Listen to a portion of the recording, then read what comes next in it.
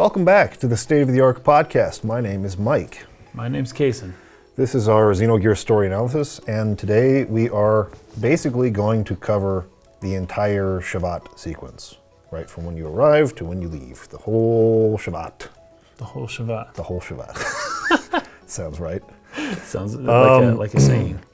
So we left off right after battling Maria at the top of the Babel Tower. Yeah, but she was just testing us. It was just testing us. Yeah. And then Shevat flies over and you go inside. Yes. So there is a lot about the story and particularly about like kind of more world building type stuff, lore, what happened 500 years ago, these types of things that you glean from talking to all the NPCs. So I tried to talk to all of them. I can't say I talked to all of them, but I talked to a fair amount of them. Yeah. And there's to some people. There's really a lot of stuff in there to break down. Really? So let's start, I guess, with when you first get in and Maria kind of leaves. She goes down like another hallway over here to the left side. I went after her first, and she goes into kind of the dock or the hangar where they keep her gear, which is called the Seepson. Seepson, yeah. That. Yeah. So Seepson and Octsen are two gears that her father was working on in Solaris. Yeah, which one was Seepson the first So one? Seepson is 17 in German, and Octsen is 18. Is 18 in German. So Octsen was the model after. Was Seepson. the one after? Yeah. Okay, that makes sense. And well, we actually learned that her last name is Balthasar. I think we might have mentioned this last time. And we're like, where do we remember that from? The old man. Yes, old man Baal. Ave's like caverns down underneath the desert. Yeah. And so he was her grandfather. So right, and she's like surprised to hear about that. She's like, "Where was he?" And we're like, "I don't actually remember." It was like we filmed the sands randomly and came out of the cave randomly. Down there underneath the sand. Yeah. So I guess just to put this in a clear focus here, Old Man Baal, his son is Nikolai Balthasar, who is like a scientist and like an engineer in Solaris. They were taken there though; they weren't like from there originally. Yeah. So he was captured, like a lot of people are taken there. He tried to escape with his daughter. And this is what she tells you when you talk to her in the hangar, right? She explains her kind of sad backstory. And she somehow was like impeding, like slowing him down or something. And so in order to get her out, he had her and the Seepson gear sent away with the plans on how to build them. I think they were threatening him with her. Like they were trying to get him to really jump kick his experiments. Yeah. And I think she was potentially going to be used as collateral or something like that. Well, is that right? I can't remember specifically about that, but the whole purpose of this particular gear line that he was constructing was that it's a merging of human and machine. So it's not like as a pilot you have to input into a computer what for it to do. It's connected straight into your brain. But also it said that Nikolai put the data or the information of the secret projects he was working on in that gear as well. Yes. And so that's why they want that gear. Solaris, it would be taken away from Solaris, right? Yeah. And I kind of wondered how that was going to go, but I think I figured it out. Yeah. So she basically explains all this. She ended up being rescued by Shevat, and she's been kept there ever since to keep this gear away from Solaris. Yes, yeah. And so there was one thing that I took note of, and it was there's actually a couple of different times that this happens. And I'm trying to decide whether to hammer on this now or to hammer on it at the point. I'll just start. I'll implant the setup for my point later now. Sure. There's music that plays, a musical theme that plays every time Maria talks about her father. Oh. It's kind of this slower, somber, little melody.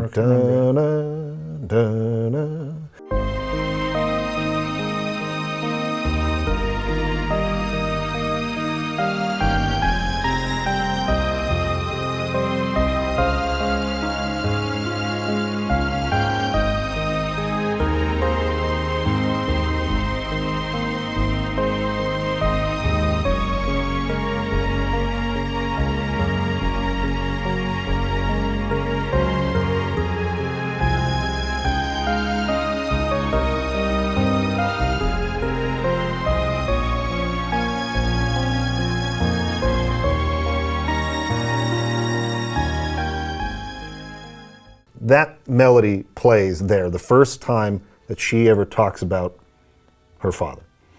And so it's a musical melody that is being used to attach to that character, and particularly to that character's relationship with her father. And you hear it every time she talks about it.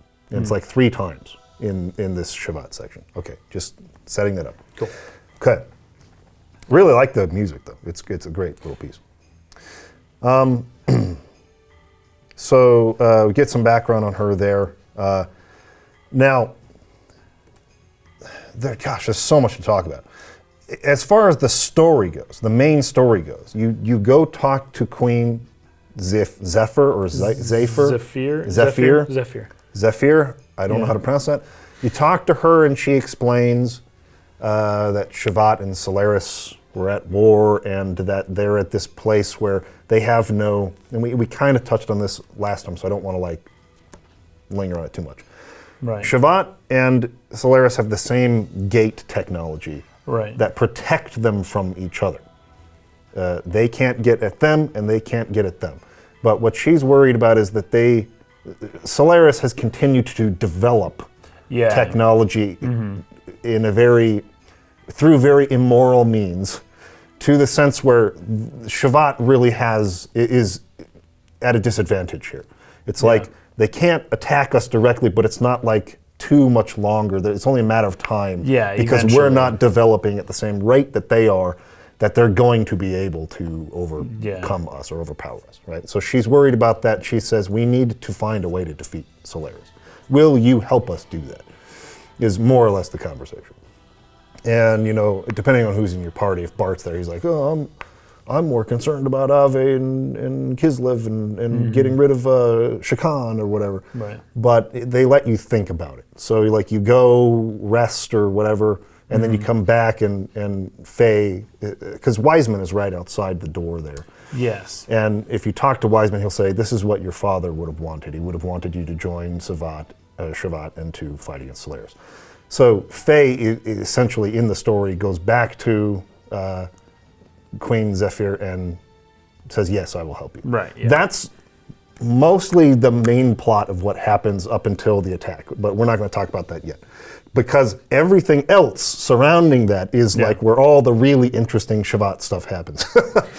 So she says something interesting, though. She talks about 500 years ago, and she said specifically everything that happened, it happened all because of that man. Yes. She's referring to somebody. And so my question is whether that man is in some roundabout way Faye, or whether it was Graf, or whether it was somebody else that she's saying, oh, this one person ruined everything. Yeah. But she's been around for 512 years. Yeah, she's been alive for an extremely long time. But one person did a thing and ruined everything and made it so Shevat had to isolate, basically. Yeah. Yeah, there's a couple scenes there, because there's what she says to us, but then there's what she says to Gaspar and Wiseman when they have a really quick scene. That is the most interesting scene in the game so far. Yeah. Yeah. So I think we'll dive into that more, but first let's build context around those conversations with what the NPCs say. Okay. Because there's a couple different areas you can go to. There's the area that's right outside of the throne room, which is kind of like a circular area where there's the elevator in the middle. Yeah. And there's all these rooms along the outside and NPCs to talk to. There's a library, there's a prison section. There's a couple of different rooms all around the outside. And there's tons of NPCs there. But then you would also leave that area. You can go to another, more like the capital, I guess is what you would call it. Like a village? Well, it's a village in terms of the size of it, actually, but it's supposed to be a huge city. Yes. And it's a whole country. Alpha Aura is what it's called. And so there's a bunch of people there, and there's a whole building full of Chu-Chus. And yes, the Chu-Chus. That was fascinating, yeah. So I don't think we will have time or even the will to go over every single thing that you can do everywhere.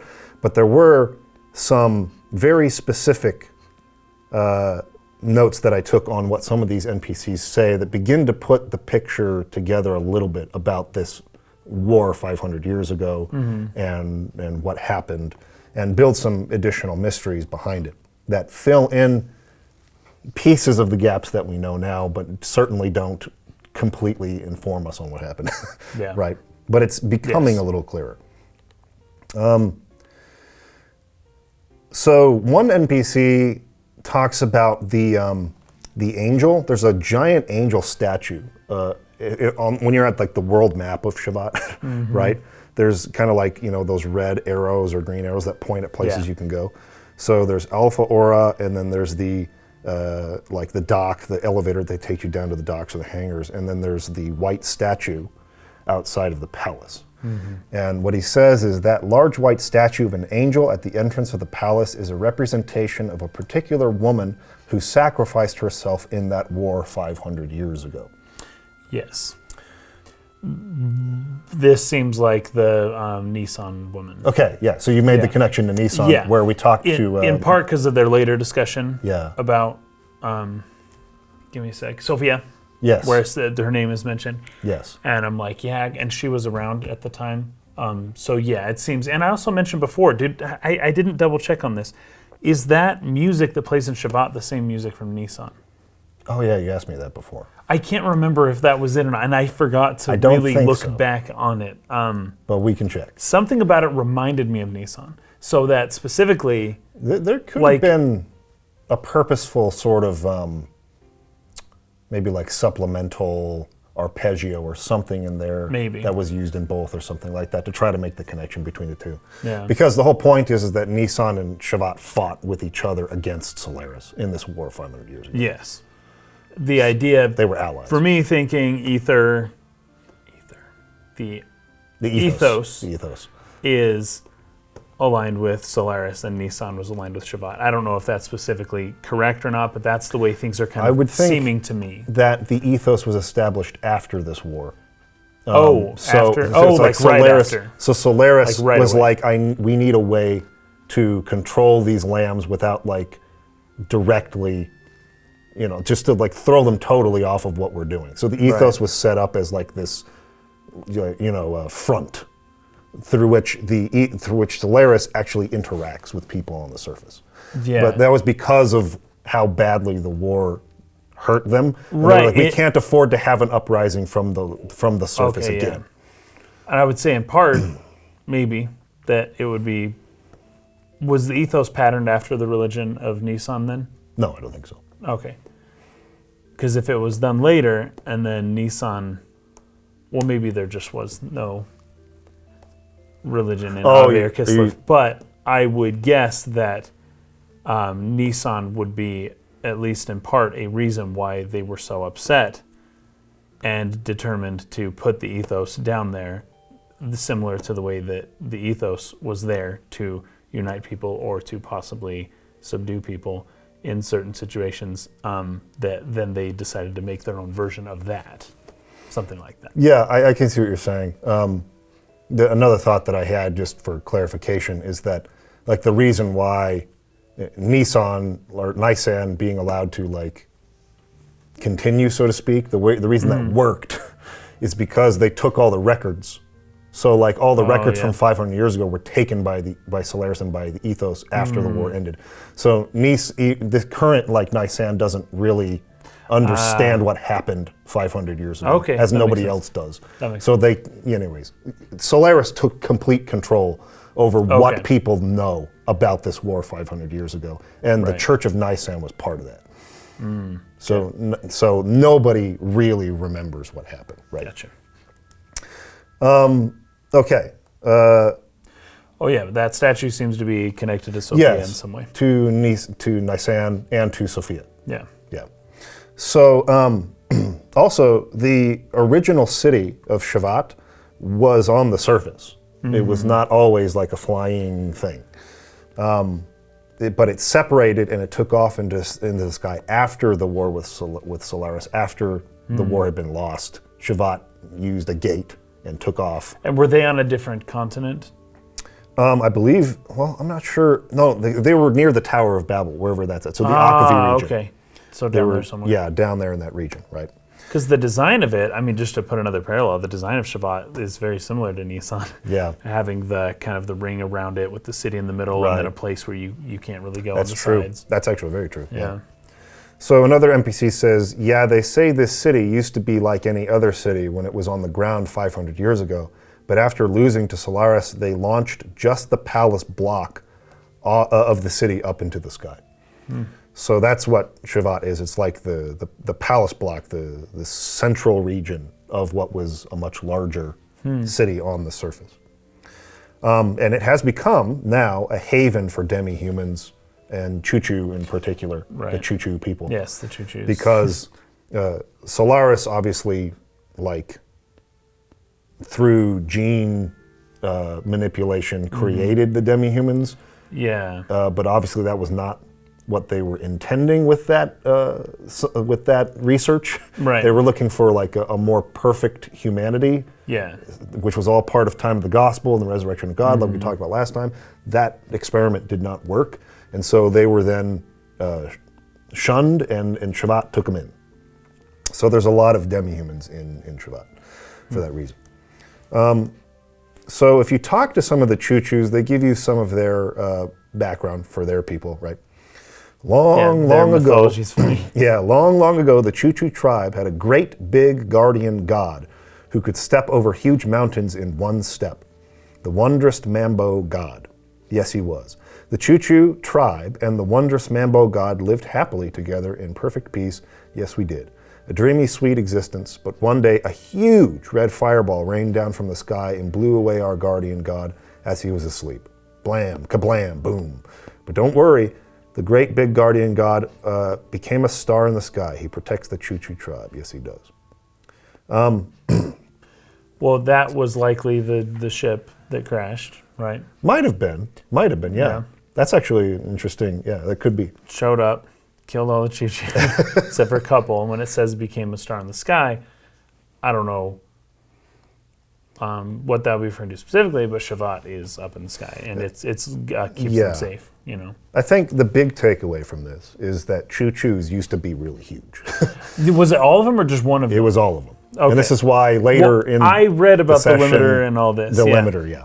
That's interesting. That connects a lot of dots here. Yeah. But based on the legend, it's like, well, there was one of them was really big and the other ones were maybe not one of them big, was bigger right? than the others, but they were all big. They were all big, And when we get to the scene we're coming up to, which is kind of an infamous scene in Xenogears, where Chu-Chu fights against the Oxen and grows in size. Yes, and becomes it's quite mentioned that Wiseman removed a limiter from this Chu-Chu, which allowed it to grow to its natural size. Yes. So Solaris is putting limiters in what's called limiters into people and demi-humans into all sorts of things, animals and all sorts of things that keeps them from their full potential. A way of controlling, right? Yes. So these limiters. But then they can go in and remove limiters, and my guess is that there are certain people who are very powerful, and those are likely people who just have the limiters removed from them. Yes. I guess the parallel would then be like humans having the potential of gods have a limiter put on us, essentially by God, that we are limited in our potential.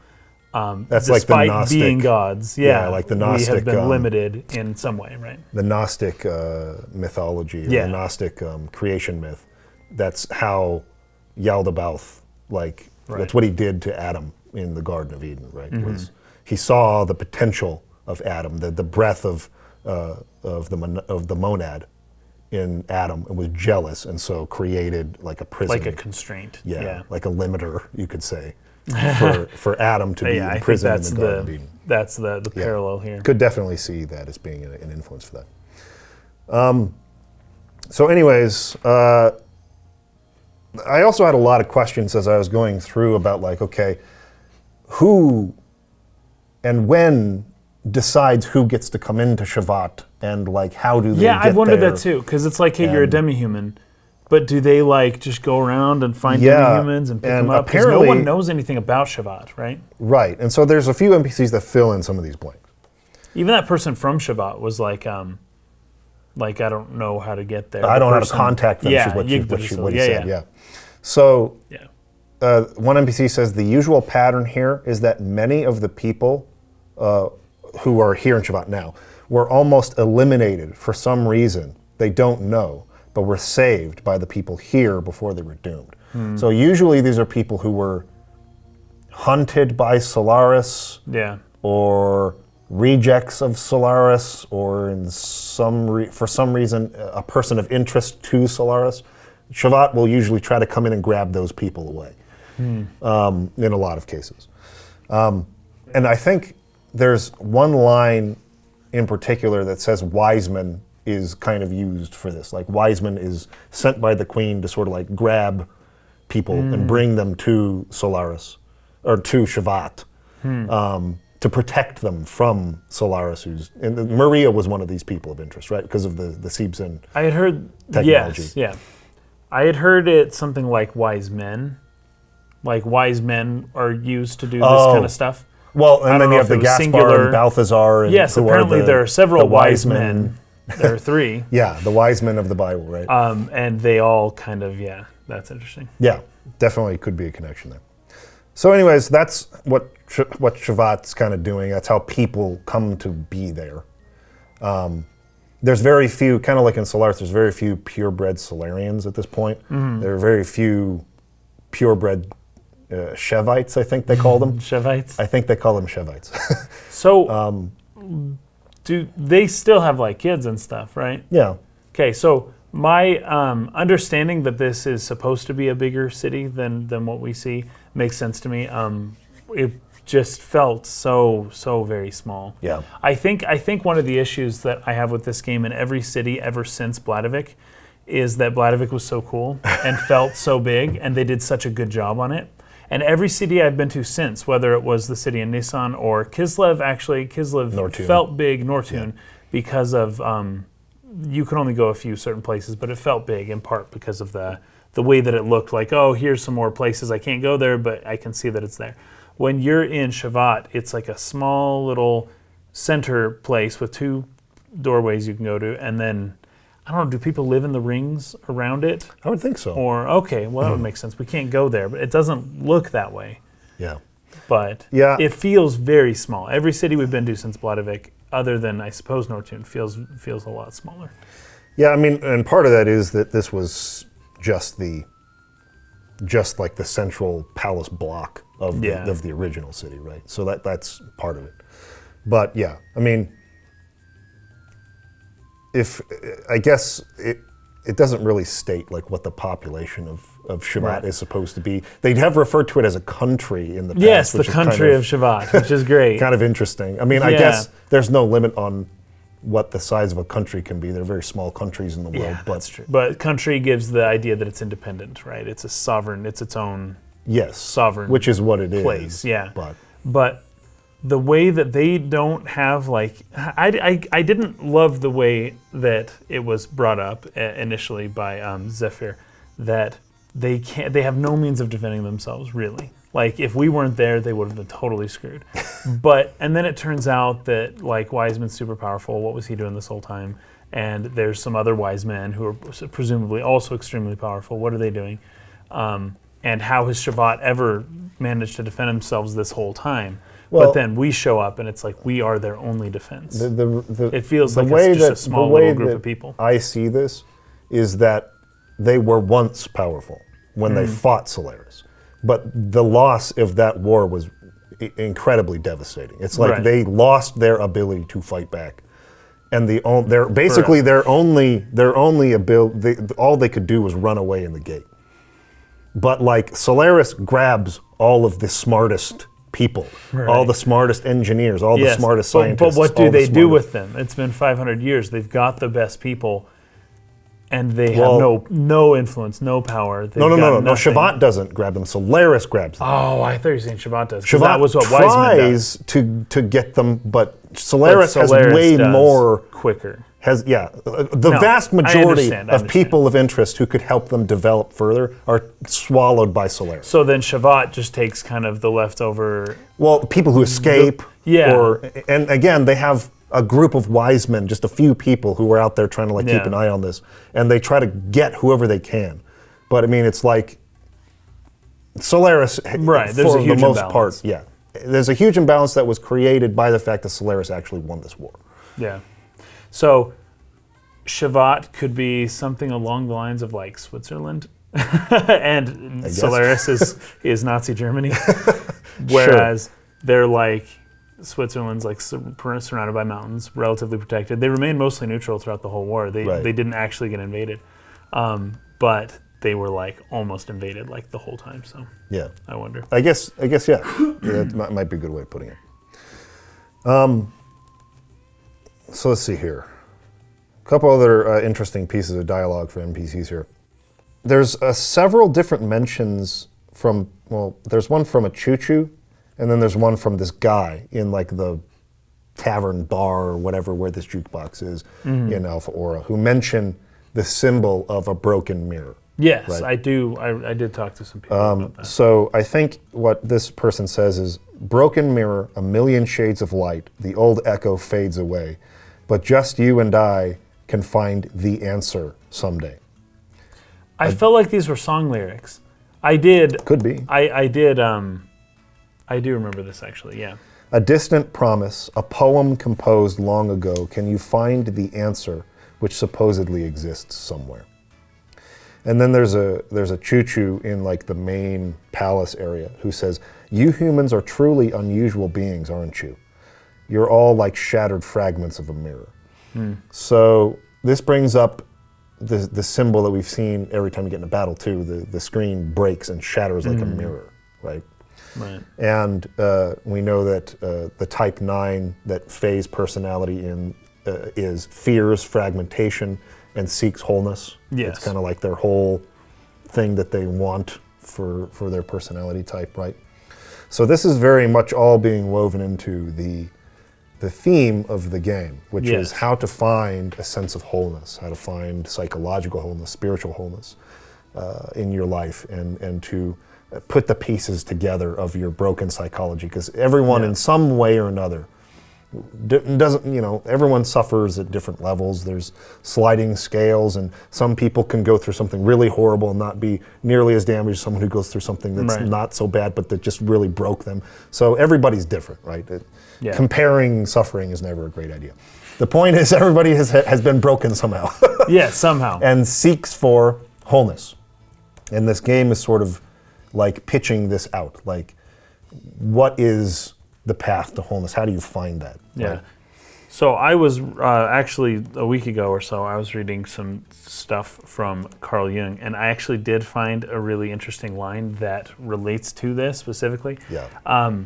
Because, and this is about as, what's his name, Red Warrior Man was revealed to essentially be id. Yeah. That it feels kind of weird calling him id. I feel like he corresponds better to Jung's shadow, the idea of the shadow, right? Your like alter rather self than Freud's the negative alter Jung's self. Shadow. Yeah. So I feel like because Jung's shadow is within Jung's like idea. I'll just read what I wrote here because this is fascinating. So id, of course, though, that doesn't answer the most pressing question I have about him, but he's the id. Okay, fair enough. It seems the developers used a mixture of Jung and Freud in the combination of the id and the shadow. It's worth noting that the concept of wholeness in Jungian psychology is that it lies behind the shadow. So you have to get past your shadow in order to achieve wholeness. That's the idea. Only in overcoming your own shadow can you integrate yourself into a complete whole. The shadow is the barrier. It is the dragon you must face. Behind the dragon lies the anima that must be rescued. The anima is the princess whom the dragon keeps captive. You must overcome your own shadow to rescue the anima of your personality, the positive feminine within you, in order to obtain the treasure that lies beyond, which is the wholeness of the self. Right. Yeah, we talked about that back in the Animus episode we did, where if you don't develop that inner opposite, whether it's anima or animus, it becomes part of your shadow. And the shadow then abuses those who are the opposite of you in the real. It comes out as in very negative ways. Yes. So, if you're a man who has not developed your anima, you're going to treat women really badly. If you're a woman who's not developed your animus, you're going to treat men very badly. It becomes part of your shadow. That inner opposite melds with the shadow, and it becomes a very negative thing. And you have to be able to separate them and and isolate the shadow and defeat the shadow within your own subconsciousness. And that's why I would probably say the id makes a little more sense as the shadow as opposed to the id. But yeah, this idea of wholeness, it was so funny because with reading Jung, he was literally talking about wholeness, and I was just like, this is great. This is good. He was all about wholeness. Yes. And so this has really been built into like the kind of the central theme of the game. And I think the idea with Jung is that the self, a self, is a mixture of persona and shadow and anima and ego and the collective unconscious. Everything all together makes the self. Yeah. It is, but they're all different people technically. They're all not technically, but sort of mentally. In a weird way, they're all different people, and they're all separate parts of you that are essentially fragmented parts of you. Yes. That until you can put them all together in an orderly manner, you don't even really have a self, right? The self is the whole of everything, but you're just the ego trying to figure things out, but a self is like when everything fits together correctly. Ego is one fragment of the whole. Yes, it's just a part. It's not the whole thing. Mostly in charge and can try to find how to piece these other things together. It's the hero that must seek collect the Dragon Balls and resurrect the whole into whatever. Right. So that's the idea, but it's core Jungian stuff. I thought that was fun. Another NPC said something really interesting. You might be able to find something that can solve your troubles and sadness, but fate can be cruel sometimes. Don't forget that. And why do humans hate and hurt each other? Everyone lives under the same blue sky. Will there ever be any relief from the pain of losing what was precious to us? When will it be the day we can understand what all of this loneliness and sorrow was for? So a lot of that is kind of part of the process, right? It's the suffering, the grief, which is another really big part of this, because a lot of these characters have had some kind of like really traumatic thing. This grief, this sorrow that is sort of like fragmented their psyche. Yeah. And that is kind of like the, what would you call it? Maybe like the inciting point of their journey towards that psychological wholeness. How do I now, after having gone through all this, how do I put it back together? How do I create purpose out of this, right? Yeah. Like when will the day come, will there ever be any relief from that pain of losing what was precious to us, Yeah. Why do we hurt each other instead of helping each other, to find that wholeness and that purpose? That reminds me, there's another place within Shevat you go to that's essentially like a room that's been destroyed. That like a mortar or something blew up in it, and you can tell there's like a kid's bed or there's like some stuff there. Horse. Yeah, something like that. And you walk up there, and Maria. I think it was Maria. And she tells you, like, hey, because it seems like this happened recently, right? So you walk up and you're just like, what's going on here? And Maria's like, you found the place. Well, we keep it like this. This happened 500 years ago. This is forever ago. But we purposefully did not fix it as a reminder to everybody of what war is like, of how bad things can be, and all that kind of stuff. And so part of Shevat is not whole, but on purpose it's not whole. And that missing piece of Shevat, which was this room or this area, is purposefully kept that way so that people can, I guess, have a reminder. It probably has some religious significance as well, since it hasn't been touched. It would have some, like, maybe even like a pilgrimage. You go up to the room and you just remember the things that happened hundreds of years ago, way before you were born. Yeah. And they probably have people to dust it. But that was interesting. That was very interesting. Except it happened so long ago that it made me kind of detach very quickly from what had happened. Because as soon as you go in there, it's like, whoa, something's going on right now. But as soon as you find out this has been this way for 500 years, you lose the personal impact of the scene, I suppose. Not say it should have been any different, but that my initial feeling was something, and it was very quickly shown to not be a problem. That's kind of just the problem with, the people who suffer through it, they want to always remember, right? They want monuments built. They want things but like to people who weren't there and who never experienced it, it's never the same. And it feels old. It's just seen as a tradition, but they never felt that same grief or loss or pain, and so it's like they can't really remember it the way that the monument is built, the purpose for which it's built for, right? And in some sense, that's why it's built, because people won't remember it, which means it happens again. Yes. Because the people don't take the precautions, they don't think it's that big of a deal, and they're just like, what is this broken building in the middle of nowhere? Kind of like what I was thinking after I found out what it was, like, what? Just fix it up, guys. Just make it a thing. Because you weren't there, you didn't see it. Because I wasn't there, and I didn't learn about it. It's not part of my culture and all that stuff. But like I've been to Hiroshima, for example, and they left up there was a domed building that the atom bombs exploded directly over that domed building, and you still see the skeleton, the steel skeleton of it.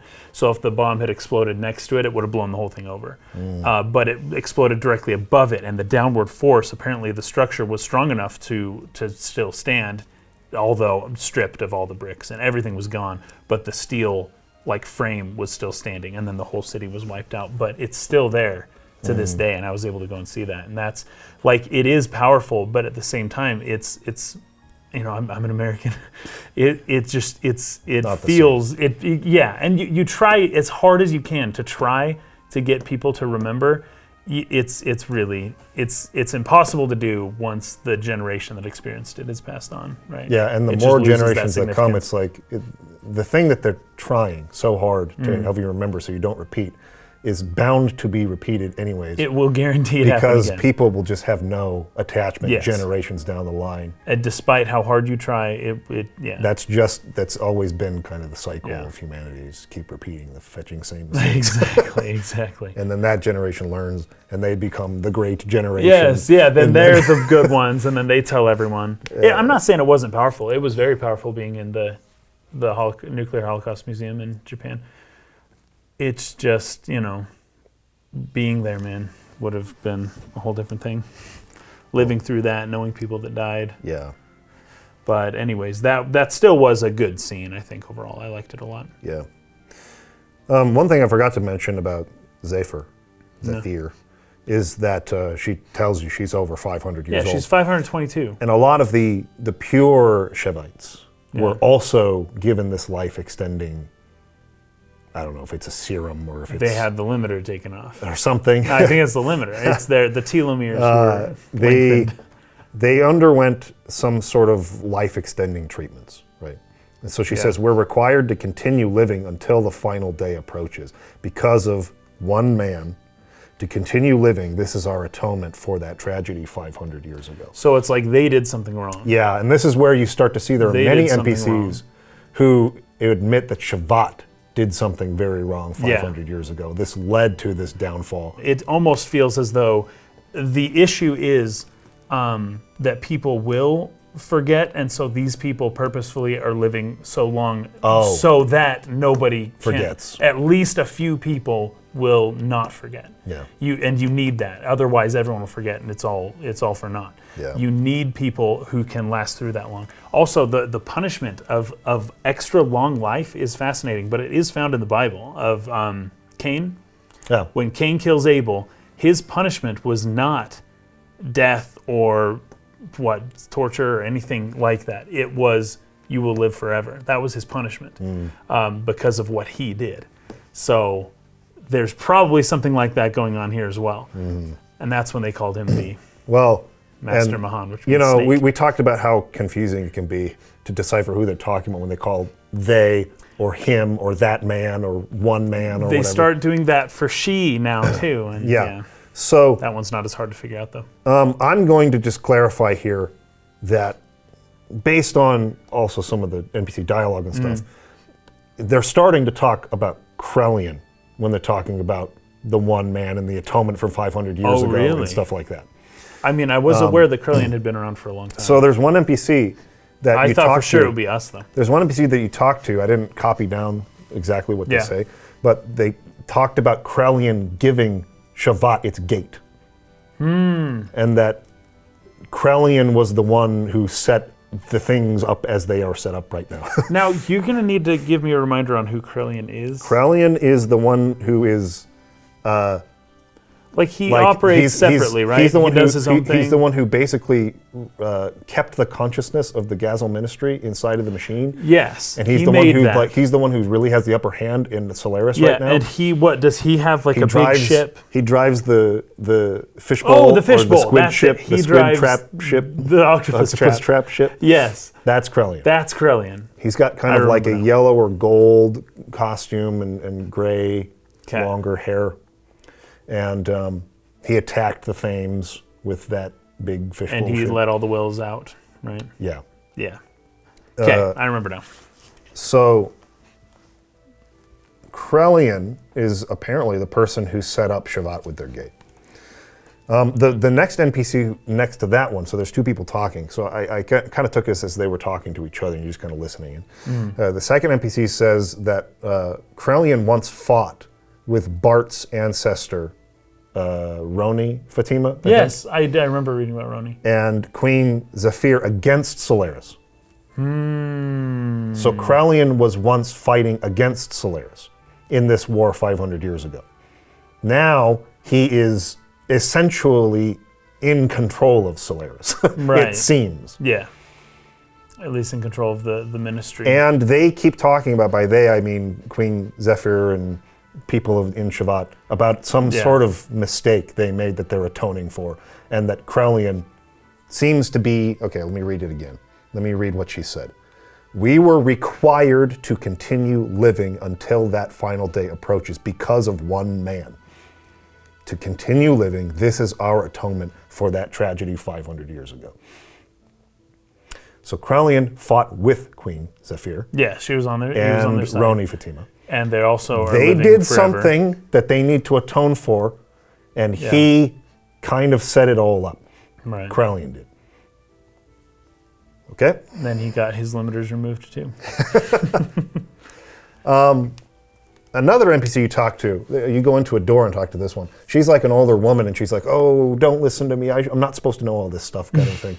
But it's always old people Every say old that. person says that. She says the Queen Zephyr is guilty for some kind of betrayal that happened 500 years ago in the war with Solaris.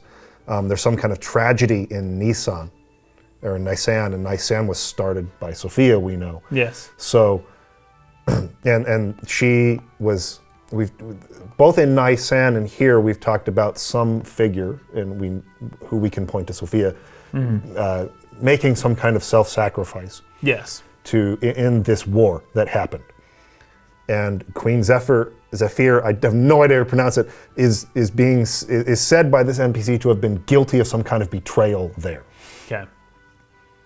Cool. So we're slowly putting pieces into this that will come into much clearer focus later. Okay. We also learned that Khan, who is Faye's father, was sent on some kind of mission from Queen Zephyr. So Khan and Wiseman are both on missions to the surface from Shevat. And they're both unlimited people. Yes, seems so.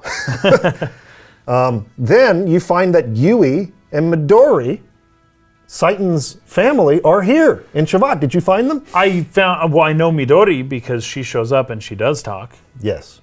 I don't recall meeting Yui though. Yui is in the same room. She's cooking or something. Yeah, and I was wondering about that specifically, and because I was like Midori, but I swear Midori had been used another place as well. Midori means green in Japanese. Not that that's important, I don't think, as far as I can tell. Well, the last time we saw them was in Lahan Village. Okay, so it had been forever ago. Satai's and Yui house. made us a meal and all that stuff. Yes. But yes, and Midori shows up later on as well, though, in the fight. I think, and so this is something I'm probably going to make an addendum video in and insert it into that, I guess it's 2 episodes ago, where I talked about, these kids can't talk. It was not, I misspoke by saying they cannot speak. It's that they just don't.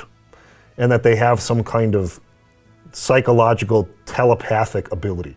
Yeah. So they use that, but it's not like they're incapable of speaking. Okay. When I said they can't speak, I didn't mean they're incapable. I just meant that really that they just don't. Okay. So anyways, but there's a Chu-Chu in there that says, what did it say? Oh, I didn't copy down what it says, but basically it says something like Midori talks so much, right? Which is like, what are you talking about? She never talks. Yeah, it's the weirdest thing. She does say a couple words. I think she says here like Chu-Chu is my friend or something like that. Something really brief, and there's a lot of dots in there. Yes, everything she says is like ... everywhere. Yeah, but Chu-Chu my friend or something like that, and then Chu-Chu's like, oh, Midori, she talks all the time. She has so much to say, but then says, it's like she thinks it, or just, you know, you can just know her thoughts. So this is the first time we get like a direct, like more like on the nose, like revelation that Midori is telepathic somehow. Okay, yeah. Yui, on the other hand, reveals that she was born in Shevat. So that's how she got here. But the thing is that she was in Lahan village, and she's like, okay, after this I'm going to take some of these survivors, we're going to go up to Shevat. She knows how to contact Shevat somehow, but the agent of Shevat doesn't know how to contact Shevat and get back in there. So there's a little confusion for me as to like why that would be. Yeah. maybe Yui climbed freaking Babel Tower. I doubt it. I don't think so. Not with all those Lahan villagers. With all those people. But she had a way of contacting Shevat somehow, I guess, that they would not have given to. I mean, the only, if I'm going to turn my own wheels and figure out a way, like this person was captured, so maybe the device was taken off of them that they would use. That's lost now, and maybe Yui had one. But that's me inventing a reason. That's not explained at all in the game. That's funny. So, anyways. Yui is from Shevat. Seitan was from Solaris. So they were both in these floating cities, and they came down to Lahan together. And met, and then had Midori. Yeah. So there's a prison here in Shevat, which is really interesting. They talk about how it's not in use at all anymore. It was like a relic of their past, something they used to do, that they're all very ashamed of. Now they just have D block, and people can do whatever they want. And there's an orphanage there with kids. Yeah, I guess they just don't have any crime going on in Shevat. Interesting. I don't know, but they don't really use their prisons, and they're very embarrassed or ashamed of what they did in this prison. Prisons? 500 years, or what went down in there in particular. Okay. You know, remember how ashamed they feel about something that happened 500 years ago, right? Sure. So in that prison area, there's an NPC that alludes to this tragedy in Isan, and how the higher-ups can't hide from what they did. She's like, oh man, you know, like all of this is a reminder. I remember reading, a lot of the issue I have with the NPC dialogue is that I just didn't understand like hardly any of it. But this kind of thing, higher-ups. Xenogears for you. So they're complaining about the higher-ups, but then also saying that they have no crime. And it's like, are you complaining about a system in which there's no people in your prisons? You can't have nothing to complain about. Hey, they're complaining about what they did 500 years ago. I know, not about what they're doing now, but... Well, and maybe the fact that they're trying to bury it somehow, or that they're not atoning appropriately, or that they haven't done enough. Yes, there is something like that. But maybe this is the problem with having people who remember your past so well, is that they're constantly no atonement, remember, and it's like, no one ever forgives, right? You can never get past it, yeah. Further down, there's another woman. There's like a larger cell, so they have all these like smaller cells in a row, and then you go further down. There's a really large cell, and there's a woman down there who says that there was that woman who was held 500 years ago, but set free by a traitor. And so there was somebody of interest that was held in that prison, and then a traitor of Shevat came and got that person out of that prison. And that Shevat has been paying for a crime for 500 years. And then she tells us not to go down the path of the traitor who was drowning in hatred and love. So we've got... Let's try to like piece this together based on what we know so far. Zephyr and Roni Fatima from Ave, and Sophia from Nisan, and Krelian, and they were all part of a war against Solaris. They were all united. So So you had at least Ave, who knows about Kislev at the time, I'm not sure, but Ave, Nisan, and Shevat were all allied, and these were the people of interest. Krelian and Zephyr and Sophia and Roni Fatima, as far as we can tell. Krelian seems to have been betrayed, and there was some kind of tragedy in Nisan that led to Sophia's sacrifice or demise or something like that, that Shevat has been paying for ever since. And there was a woman, that woman, who was held in Shevat, in a prison. And they're all ashamed of their prison system from that time. And then some traitor came in and let her go. We don't know who these people are yet, okay? Who they're referring to. Okay. But this traitor was drowning in hatred and love. Okay. There's another NPC who says that which the Gazelle ministry of Solaris desperately seeks is the 12 anima relics created by God's wisdom. 12, huh? 12 anima relics. The merging of an anima relic and a gear can produce an omni gear, but the subjects must be in suitable synchronization or else the transformation will not occur. Some of the anima relics have been discovered, but there are still more left undiscovered, sleeping deep in the earth. Even we have been devoting much to the search, but to no avail. So there are these relics called the anima relics. There's 12 of them.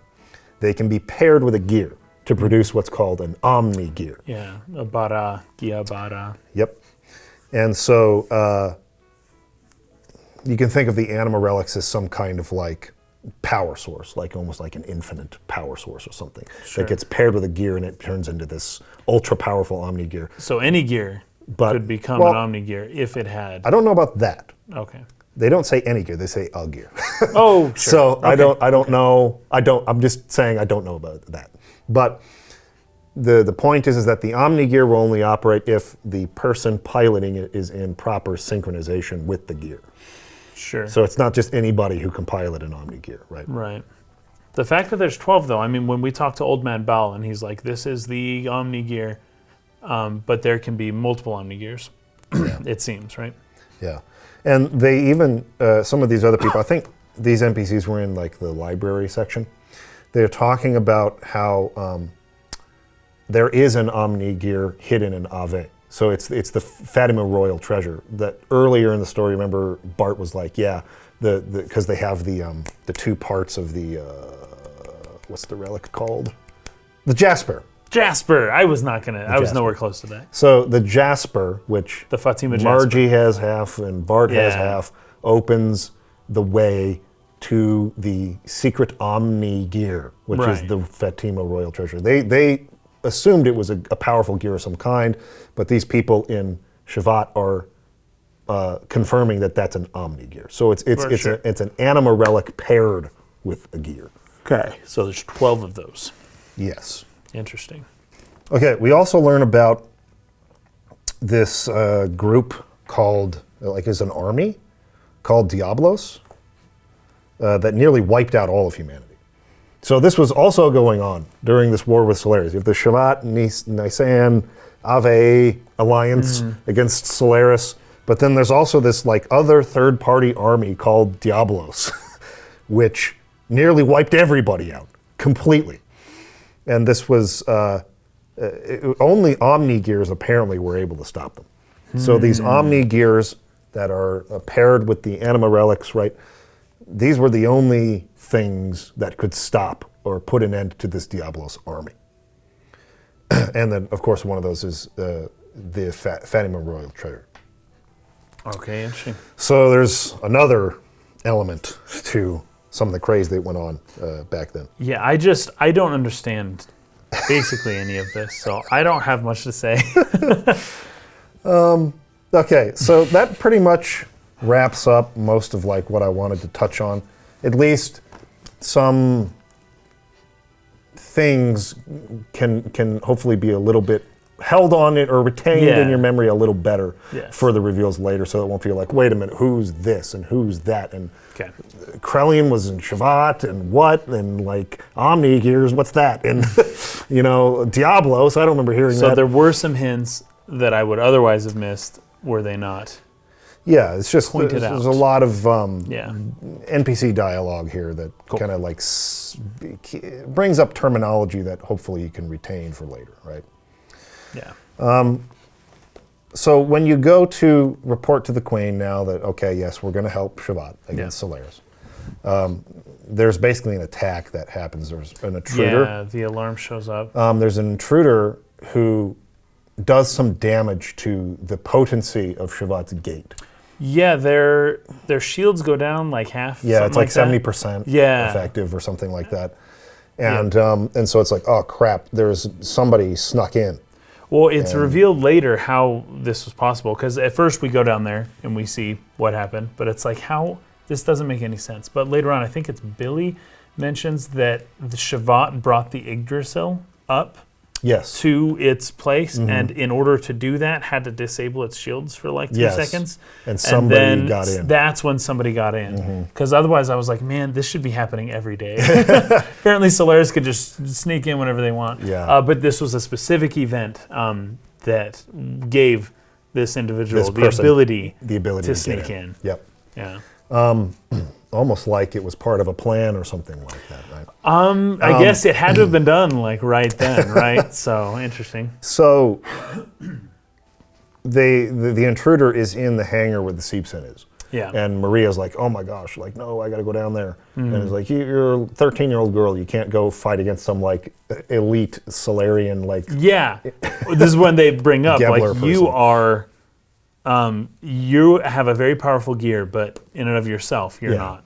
You're not powerful at all. And so Faye offers to go with her and protect her until they can get into the hangar. It's just like, oh, well, if you're willing to do that, please help. And then so you leave somebody behind, and Maria comes into the party. Now this is something that I found funny. It's part of the abstraction of turn-based JRPGs, I guess. But Maria has an ability called Robo Beam. Okay, yes. Which I was using because her hand-to-hand combat skills suck. It's really bad. But you're like going through these, because you try to go down the elevator to the hangar, but it's blocked. So you have to like take this other roundabout way to climb down to that area. And you're fighting in battles in this dungeon as you're heading on the way down. These little thin corridors. I know, it's kind of funny. This move though, Robo Beam, she calls the Seebsen in to like fire like a beam of energy and destroy the enemies. It's like hilarious. The whole point of this mission is that we're going down to rescue to make the sure Seebsen. The Seebsen, Anyways, just that's funny. Hilarious. Just funny. So we get there. Yes. And it's Dominia. Dominia is the one. She's funny because it's like she was just walking around. She just happened to be right there at the time, and she goes, "Is that the Seebsen? What in the world? Well, hey, I'm gonna grab this and take this back to Solaris, right?" So apparently, the higher ups knew about this research and knew what they were looking for. They've been searching for this, right? Right. So, and that's right when we show up. Is it Satan? I can't remember who it is, but somebody was saying, "Hey, she can't." I can't remember who it was, but it was saying she can't pilot this thing anyways, right, it's even Jesse, if she tries. Jesse comes in. Jesse comes in. Yeah. He says, "Yeah, you can't pilot this anyways." I don't know exactly what Dominia was gonna do, but she thought that she was gonna be able to use that to get out. Yeah. It would have been great if they just let her get in, and then she'd have been trapped, and then they could take her in or do whatever. But Jesse's almost just like telling her to go home. It's almost like they don't care to capture her. It's just like, okay, get out of here. Like, go away. Yeah. And they knew each other very well, apparently. Yeah, because she recognizes him as somebody who used to be in like consideration as he was going to be the Gebler leader. Yes, Ramses. Yeah. But he stops her from saying something that I wish he didn't stop her from doing, because as soon as she sees Maria, she is like, "Oh, do you want to hear a story?" And she's got this big, long story about her father, basically, that she's telling. And she has nefarious purposes, but whenever you hear a story like this, it's usually true. I don't know. I'm wondering how you can get around this kind of a situation in storytelling, where if you're telling a story that ought not be true, and even if somebody who's the bad guy is telling that story, it's still true. It's always true. Not always, but most of the time it's true. And there's no way to get around it, because otherwise you're giving your reader impertinent information. Well, it's got to have a lot of pieces of the truth, but some half-truths or some lies mixed in with it. Sure. And this is what Sephiroth does really well in Final Fantasy VII when he's talking to Cloud about you were never...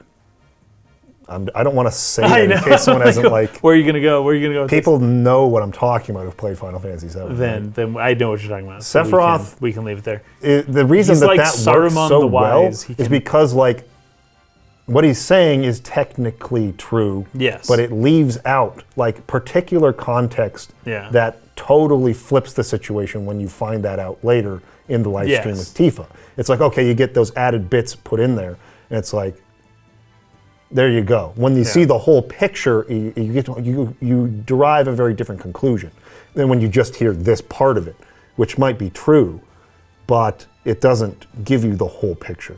Right. I feel like that's what you have to do to avoid what you're talking about. Yeah. Or making it like, oh, the villain, what you're saying. Yeah.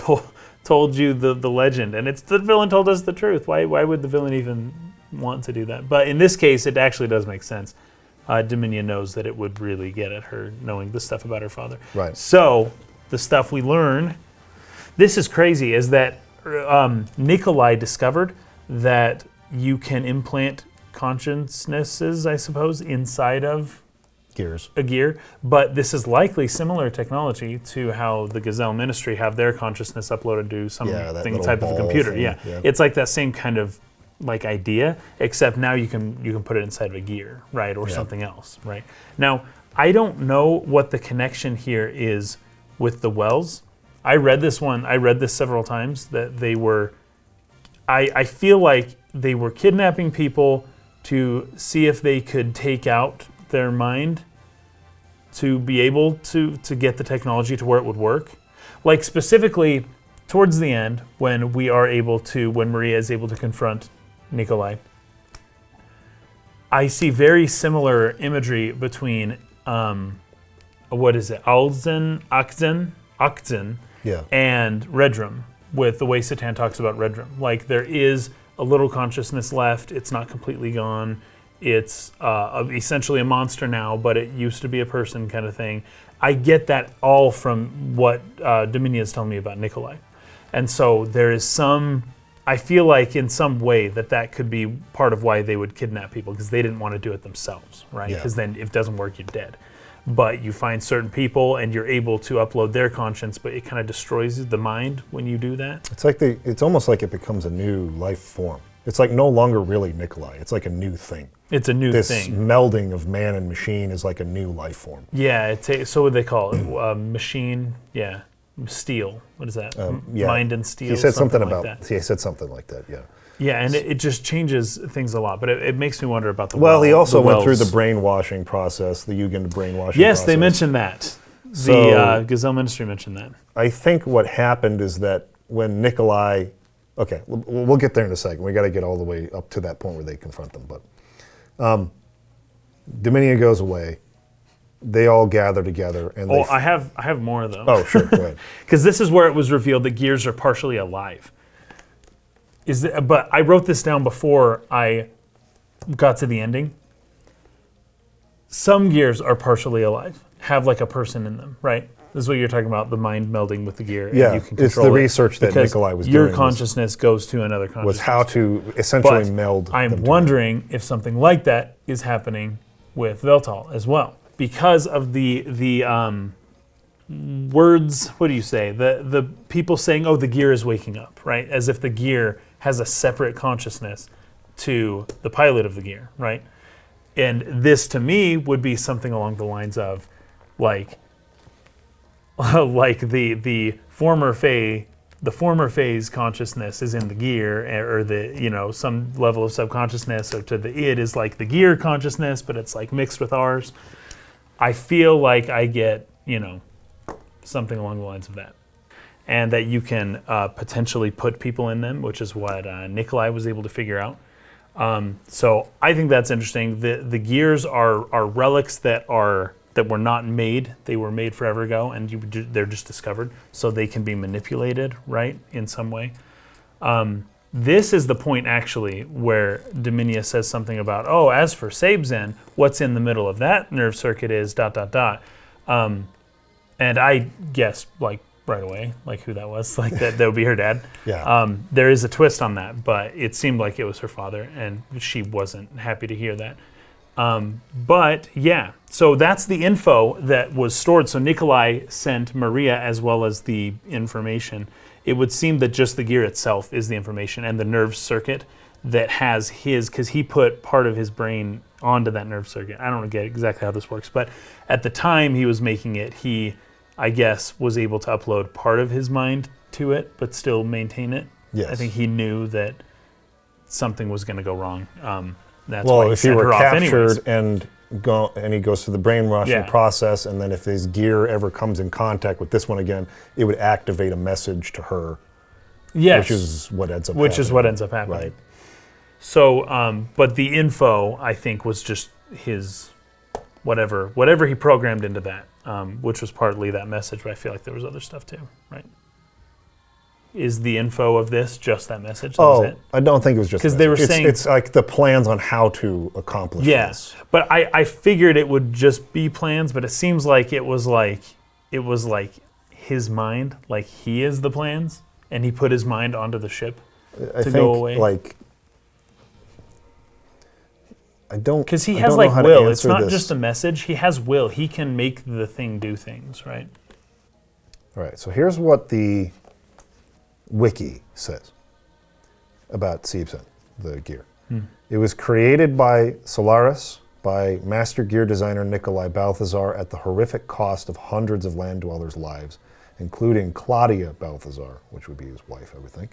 Right, I see. Because part of the gear's neural makeup is comprised of wells, the gear itself has a personality and a degree of autonomy.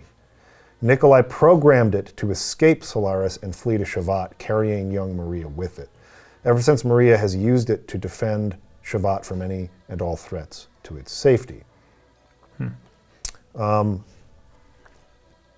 When Shevat is attacked by a brainwashed Nikolai, who had also merged into his next generation gear, 18 in German, Maria reluctantly rode Seibsen out to confront her father. Nikolai was able to regain control of himself, but couldn't live being trapped in the shell of a gear, so he activated one of Seibsen's dormant weapons, the gravitation cannon.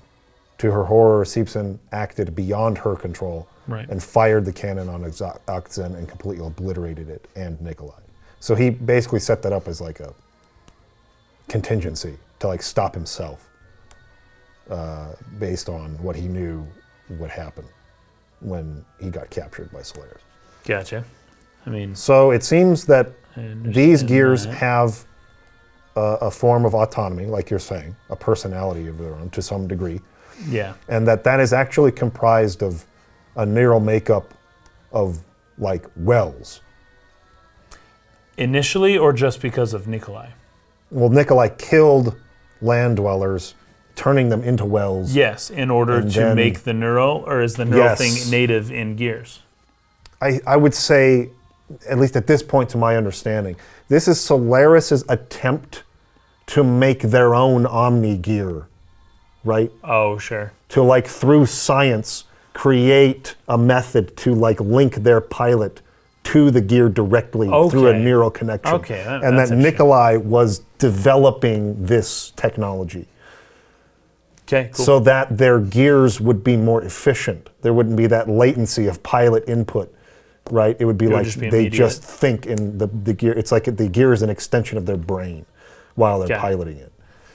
And they would have gone through the brainwashing, and so they're these completely loyal, brainwashed, perfect brains that are like piloting gears through a neural connection rather than through some kind of physical input.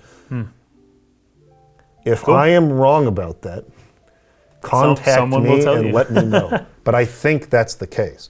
So whether or not Seibsen, the gear itself, was discovered or excavated, or whether it was built from scratch, I'm not sure is entirely like the most relevant point. Okay. The relevant point is that Solaris, through Nikolai Balthasar's research, are creating a way for the human mind or the person to be melded or neurally linked to the gear. Okay. And Siebsen and Oxen were kind of like the two successes. Old man Balthasar's gear that fought us down in the caves was like a prototype of that. Yeah, it was a prototype. So, but it would just kind of act on its own, right? It didn't seem... Yes. Because Balthasar... was not piloting it when it fought us. Yeah. I wouldn't think. I don't think so. Does that make sense? Yeah, not really. So let's keep going. You go back in and you're talking to the queen, and then Oxen shows up with a force of Solaris gears to attack Shevat while its gate is weak. Yeah. So they're going to target the 4 gate generators. The generators, yeah. To take down the gate, and so they can invade it. And so you send 4 of your party members to defend each gate. Kind of a cool little battle sequence there where you're going between each person as they fight this guy off and fight this guy off. You protect the generators and you come back, and then Oxen activates some kind of like gear jammer or something like that. Yeah, that was crazy, yeah. That makes and it so that move. Faye and Ellie, their gears are all of a sudden like totally disabled. They can't move anymore. And so Maria and Chu-Chu go out together to confront Oxen, and she's very... So she didn't want to do it. She didn't want it. She knows who's in there. She knows that Oxen is part of her father. So Chu-Chu decides... like, well, Chu-Chu says, I'm going to do it on my own, and then Maria just kind of follows her out. Maria really likes the Chu-Chu peoples, right? Yeah. So she finds them cute, I suppose. So this is where Chu-Chu grows to the full Chu-Chu stature, the giant version. I have some... Actually, I have... Sorry, I have a few other notes. You took a lot of notes that I didn't take with the NPCs. I took a ton of notes with all of the linear stuff. But in the meeting, when we're just kind of talking about what to do, and Oxen is coming to attack, Billy, basically Jesse suggests something. I can't remember what Jesse says. I remember this. And Billy's like, shut up, Dad. Seriously, just stop talking. and Jesse's just like, all right, fair enough, whatever. But then he says something. He says, why can't you be more nicer? You remember that? Why can't you be more nicer? Why can't you be more nicer? He does not say that in the Japanese. In the Japanese, he just says, okay, I understand. And then he says, che kawaiiku ne na, which is man. Well, okay, so I'll just read what I wrote here because it's hard for me to translate. But it could be, real cute, talking to him, but it's when you say "na" at the end, it's you're just talking to yourself. So you could just say, "Oh, isn't that just cute?" or something, talking about your brother or talking about his son. Or it could be something like, "That wasn't cute at all, was it?" Something like that. Yeah. Anyways, it's a weirdish line, but it's not. Why can't you be more nicer? I actually, in this case, like, can't you be more nicer? It seems to fit Jesse's personality. To say it wrong like that. Say something like that. Well, that benefits Richard Honeywood a lot. He's kind of like this cowboy, gruff, kind of guy. Like it seems to me to fit Jesse to say more nicer, even though it's a technically incorrect sentence. Obviously. That's funny. Okay, sure. But I thought it was funny. I liked it. But then Chu-Chu shows up, and Chu-Chu. I just wanted to make a comment on the way Chu-Chu talks because we haven't had much Chu-Chu exposure up until now. Yeah. It seems like we're going to be getting a lot more. Well, definitely, so Chu-Chu always says things like "chew" for you or "two" or whatever. Just puts the word "chew" in. I feel like they don't commit enough to it. It's like if you're going to do it, you need to do it every single time there is something that rhymes with that ends with an "oo" sound. Yeah. It needs to be "chew." I can explain why he didn't and what "chew" says in Japanese. Okay. So in Japanese, there's often the sentence endings that the standard politeness level would be like desu or masu, right? Okay. So des or mas. That's the common thing people would hear, like dekimasu or so desu ka. Like des is the thing there. Well, "chew" in the Japanese, "chew" does not say "chew" for every "su" sound in all of the Japanese. "Chew" only says "chew" at the end, saying "dechu," "dechu ka," "dechu yatte imachu ka," or something like that. He says "chew" just in the little "su" at the end of "mas," like "dekimasu," "dekimachu." He would just say "chew." He puts a little "chew" there. It's a cutesy thing. A lot of people will. I won't say that this is that common in Japan, but a lot of people will make their endings cutesy. Girls will typically do this.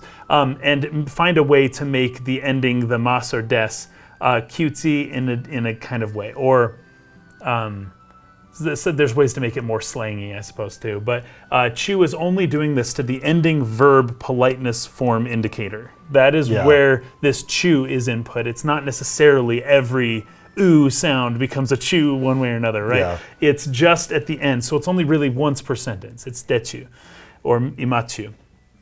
So when you're translating it to English, you would only do it for the verb, although of course it works different in English, but you would only do it so often. It's not a full commitment thing. It's just whatever makes it sound cute. And if it doesn't make it sound cute, then don't do it. And it's not every, time that syllable hits, Yeah, it's just kind of funny because it almost feels arbitrary. Like I know why he did it the way he did it. Because how do you take that concept of Japanese and do an English twist? It's almost not doable. Because that whole concept, that whole language concept doesn't even exist. Yeah, because every Japanese sentence will end in a su at some point. That's not necessarily true.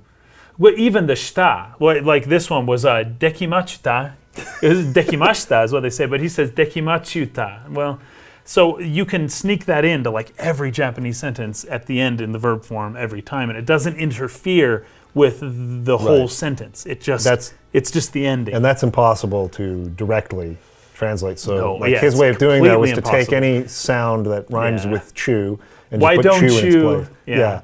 So, but it's like it feels arbitrary when it doesn't happen. Yes. So it's almost like this is so silly and weird. Why not just fully commit and like literally every time? It's every Chu want Chu go chew the place with me, like with Chu because he's third person. Yeah, just always saying Chu all the time. But anyways, Chu-Chus are funny. Well, I'm glad they didn't go that far, honestly. But it does feel a little random. But that's why. Yes. So Chu-Chu goes to fight the Oxen, and it's Nikolai who is like, I love how condescending and astronomically low intelligence and that's so good. Stuff like that. Good. And she's just like, don't be mean to me. Like, I'm going to kick your butt across the galaxy. It's so freaking... is exactly what is said in the Japanese, by the way. It's exactly the same line. The way Chu talk, it's possibly more embarrassing to listen to Chu talk in the Japanese than in the English. It's Honeywood did a fine job of translating that stuff. How do you feel about the Chu-Chu portion of this scene? I think the makers of the game wanted to insert some humor in a stretch that hadn't had any humor for a very long time. And they didn't. Maybe they did know how to do it or didn't. I don't like it at all. Like, I think it's horrible, actually. But we do learn a thing or two about the limiters or something. And we do learn from the Chus some relevant stuff. But yeah, I didn't like it because Chu just runs up and with the power of friendship is able to actually kind of help save the day. Not completely because he ends up Oxen losing. Ends up beating Chu. But Chu was able to rise and just by believing in himself, is this a girl? I think it's a girl. It's a girl, yeah. Okay, just by believing in herself was able to, become inflated like a balloon and actually, do some damage, right? And Nikolai does mention in the battle, this is this species that was almost lost to like our understanding. Shevat must be like holding the last of them, and this one must have had its limiter removed by Wiseman. Yes.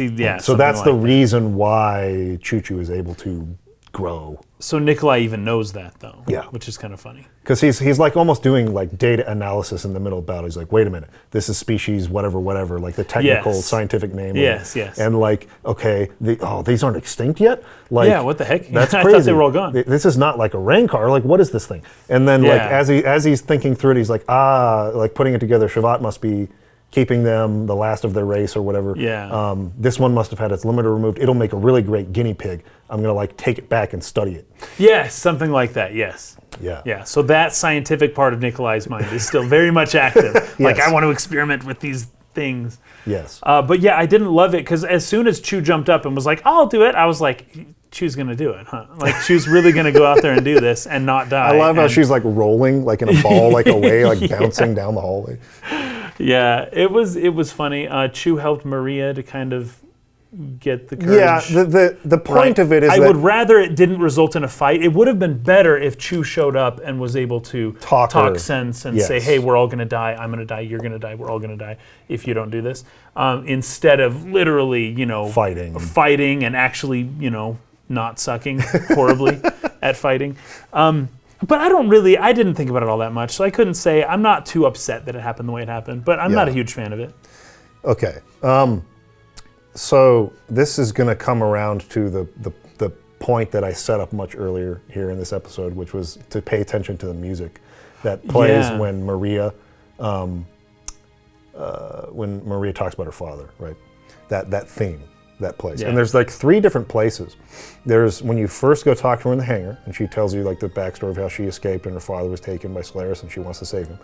You can also, this is optional, but before you go report the second time to the Queen, there's like a door on the side, like right next to the throne room, where you can go up to like the top tower, and Maria's up there, and you can talk to her and get some additional dialogue where she kind of is upset that these people are holding her back from going and saving her father from Solaris. She's like resentful of Queen Zephyr and others. Like, I have Seebson, like why won't they let me go? Why will they not let me save my father? And this music plays again there.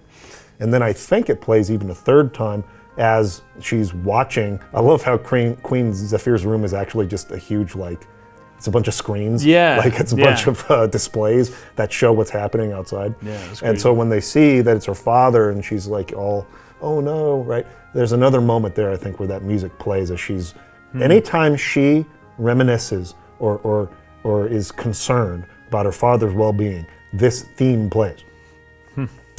And then, when Chu-Chu fights Oxen, you have a leitmotif of that theme in a more upbeat battle version of it, which is called Flight. The track is called Flight. And it uses that musical theme for Chu-Chu fighting against Oxen. And I find this to be... Is that a travesty? It's terribly misused. Is this worse? Terribly misused. Is this worse than when Peter Jackson used the Dark Riders theme for when Azog was going to kill the dwarves at the end of the first Hobbit? Pretty bad too. That was horrific. That he defiled his own work by doing that. That was pretty bad too. Yeah.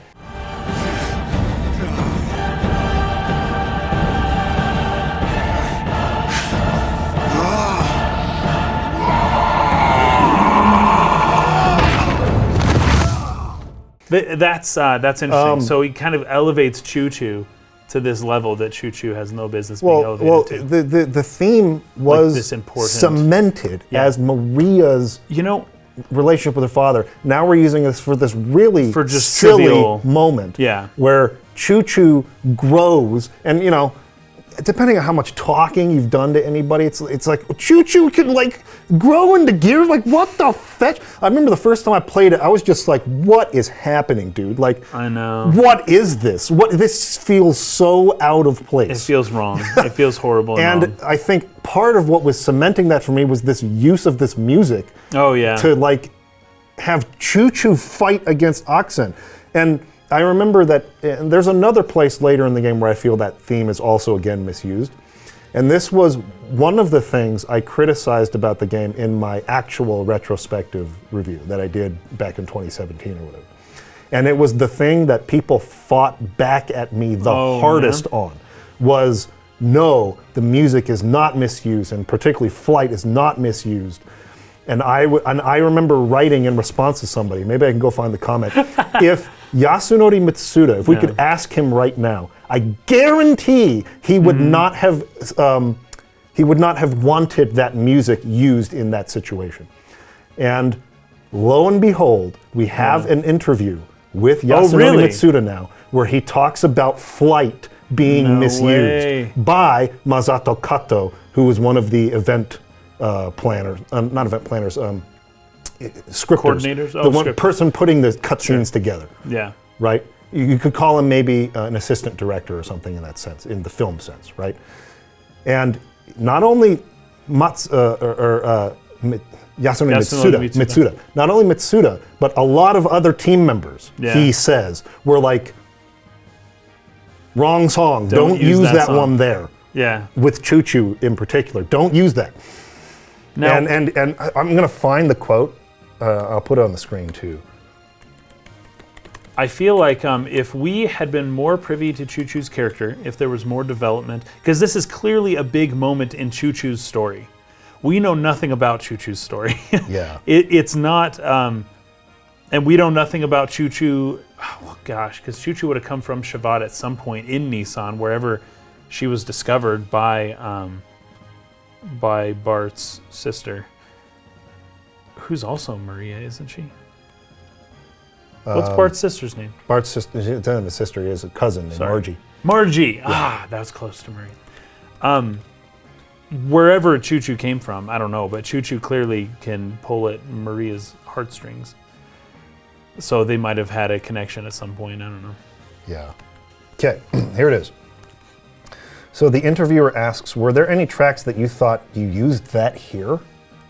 And Mitsuda says, flight, flight. He's like exclamation mark. He's shouting it. Flight. The music for flight. Masato Kato, ... He just had to use it there. He used it in the scene where Chu-Chu becomes gigantic, but that important track was not meant to be played there. For me, that scene should have used a different track. If he would have just told me, I would have remixed the Chu-Chu theme, right? The theme of Chu-Chu would have been used where Chu-Chu is fighting Oxen. That would make so much more sense, yeah. Not Maria's theme, right? With her father. Now, one of the issues is that he says he used it behind my back. I didn't even... He says that it was the only appropriate track, but everyone else working on event planning was also saying, Katsuo-san, not this. Everyone was holding in their temptation to use the track until the very end, and that special track was used on Chu-Chu just like that, and now that track is most remembered for that scene too. If we're ever going to do a remake, I hope I can write a remix of Chu-Chu's theme and not use Flight. Wow. So I feel extremely vindicated by that. Good work. It just feels so wrong. It feels so wrong to use that music there. And it contributes to the whole scene's out of placeness. Yeah. And having played the game before, I'm obviously not shocked by this happening. And reading more dialogue and understanding what limiters are and the Chu-Chu people, and that's okay, they can grow bigger. But I didn't know that. The first time I played it, I was like, what the freak is happening right now? And they're using this music, and it's like, this feels so awkward and weird and bad. And so I very much dislike the scene. And I agree with you. I think it would have been better had Chu-Chu been used as the catalyst to talk sense into Maria. Yeah. And I get that was the purpose of it. It was like, Maria wasn't going to fight her father, so Chu-Chu felt, I have to do something. Yeah. I get it. But that something could have been a different thing. The execution sucks. The execution of the scene sucks. It's really bad. And it's just this extreme swing of tone to like this total opposite extreme over here, where it's like, you're right, there's been a long time since we've had someone break some tension. This is not the way to do it. Breaking tension is not, oh, we're in this place where there's a lot of tension. Let's just shatter it and make it the freaking weirdest, silliest thing in the world. I think we're learning a little bit about, and this would probably, well, we're learning a bit more about the director of this game and how I think a first-time director maybe has a very difficult time with pacing of these types of elements, the comedic elements. When do you put in comedy and when don't you? Well, we have disagreed on the uses of comedy probably 50% of the time that this director has chosen to insert them in this game. That's pretty high. That's a pretty high incidence of embarrassment where it was supposed to be funny. I don't feel like it's normally that high for games like this. But the other part to consider is that Mitsuda points to Masato Kato here, not to Tetsuya Takahashi. Yeah. There's part of me, and I don't know this is complete speculation here. There is part of me that thinks that similar to a film set, where you have the assistant director go film these scenes on another location, a second unit or a third unit. And you, as the director, are with this unit filming these scenes. Sometimes those dailies are going to come back and you're going to go, I would have rather done that differently. But we are on a tight schedule. Right. We can't refund That's why you would do a second unit anyways. The director can't do everything. Yeah. So that's true. I know that Xenogears was on a super tight schedule, and there could have been something, not exactly the same, but similar to that, where Masato Kato is handling a bunch of the event scenes, and Takahashi is handling a bunch of other event scenes, and their tones don't necessarily align perfectly when they come together in the whole. And maybe Takahashi would have said, let's not do it that way. Let's not use that music. Let's not, do it exactly like that. Let's write the dialogue a little bit more seriously here. Because he and Sorya Saga are not, they're very serious people. They seem to be. They do seem to be. They're very, very serious people. Yeah. Like, humor is not their strong suit. Right. That's what I think Kato was trying to bring. Well, and that's more or less my point. That, they have a hard time with that. And I guess Kato maybe took it upon himself to put that in there. Right. And maybe even Sorya Saga and what's the guy's name? Tetsuya Takahashi. They wouldn't have agreed, but they would have agreed that we need humor. It's not that they agreed that this was the right humor, but they would have agreed that they need something and you take care of it. Because I'm not good at that. Yes. Yeah, that's probably what happened. Yeah. And, Case closed. Anyways, I don't like this scene. Yeah, it's a horrible scene. Okay, I'll amend that. I don't like this specific part of it. I love everything else about it. You mean the scene with Maria and the whole thing as a whole? Yeah, Maria and her father and like the whole B plot sort of resolving the way it does. You're saying it was really tense and then the comedic thing swung way too far. Well, it goes right back even more intense. Back the other way. The next part when that happens. Yeah, very quickly. Yeah. So typically, if you're going to use comedy, you have your intense scene and it swings back here. Like here's the thing: when Aragorn in The Return of the King is looking towards the paths of the dead, and it's calling to him, and it's a very dramatic shot, and you get the camera pushing in towards the chasm, and he's just like, "This is." Like, what do I do? Like, it seems like we're going to have to confront whatever evil lies here. And then Gimli just, like, runs into him, and he's like, Aragorn, let's find some food. And then they leave to go eat food. And then Aragorn takes one more look back at the chasm, at the canyon, and then leaves, right? Yeah. But the tensity of the situation does not, again, approach the drama, the suspense that you felt that first time when he was staring into the abyss. It's more like so a lingering. It's more just like, hey, there's something there, but we're going to leave it for now because, like, one of the things that comedy does is what I just did here. It'll pay attention when people talk in all sorts of situations. If you're ever at a seminar or a lecture or anything like that, as soon as the person says something to break the tensity of the room, everybody will at the same time readjust in their seats as they smile or something like that. It's almost as if the comedy gives you permission to move. You didn't have permission to move or to adjust or to move a finger or to make a sound while the tensity was building up. But as soon as it releases, you're like, oh, good, I can move now. I can reshift in my seat and I can, okay, we're good. And everyone does it when that happens. Yeah. That's what it happens. But if you use this to relieve the tension, everyone shifts and then immediately, oh my gosh, and then you're right back again immediately. Like it's too quick. It's too quick. So anyways, if you're going to do that, if you're gonna lighten the situation, you need to take it into a lighter situation. You can't then take it back into that same situation that people were freaking out intensely. Right in a climactic moment. Like even that example you shared with Aragorn was not a climactic moment of the movie. It was more like an introduction to a new building of tension towards a climactic moment where he's going to actually confront it allowed the army of the dead. Relax before it continued. Yes, it's like we did a whole podcast on this, like the pacing of like tension or conflict, right? Like you start here and you want to do these kind of like arcs where you're up and down, but the general direction leads up. Yes, like the stock market. It never goes back down to the same that we levity or lightheartedness or easiness at the beginning. Right. But you do release, and then you build again, you release, and you build again, you release, and it slowly goes up to the climax of the story. Yeah, technically, so it's like a fractal. If you think of the idea of a fractal, you've got your move, you got this happening in a fractal.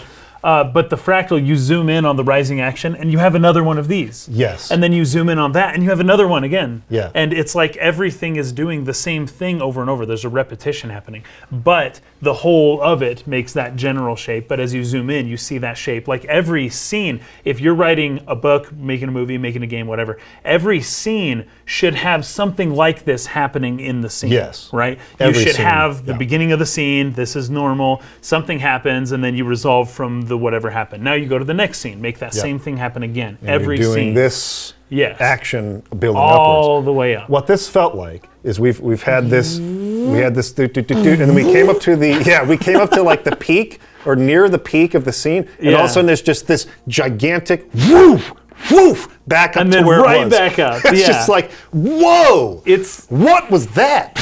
Yes. It's so off-putting and weird. It's very strange, and it puts you out of the mood to jump back in, because then the funny thing with Maria, so as we continue the scene, Midori shows up as well, and and it's like, what's up no with her? one's watching this girl. I know. She just walks up there. And also, Oxen doesn't seem to be. He could obliterate them all. He's just kind of chilling. He's kind of letting things happen after he beats Chu. That's a very. But then Maria's like, element. I'm going to do this, right? So she runs down, and we watch her. I feel like this was maybe not done so well, but we watch her go the whole way. Running down. Take the elevator, go all the way to your gear, get in the gear, drop out the bottom. Then she shows up, and Oxen's just kind of not moving the whole time, just kind of waiting, right? Waiting for Maria to show up. That's a little bit weird. But once we get there, the situation then becomes very tense. If that was supposed to be funny, that would be the kind of humor, watching Maria go down. It wasn't supposed to be. But that would have been better, just that scene alone, than having the thing with Chu happening there. But then when Maria comes back, you're right back where you started. And I think comedies will do this. A comedy will take an intense situation and then make something really funny happen and then put you right back in. Because that's the irony that makes Thunder it funny. was nothing but that. Yeah, it was just boom, ha, oh my gosh, right back to the intensity. And then it's funny. But in a drama, it doesn't work like that. It shouldn't work like that, and it should not do things like that.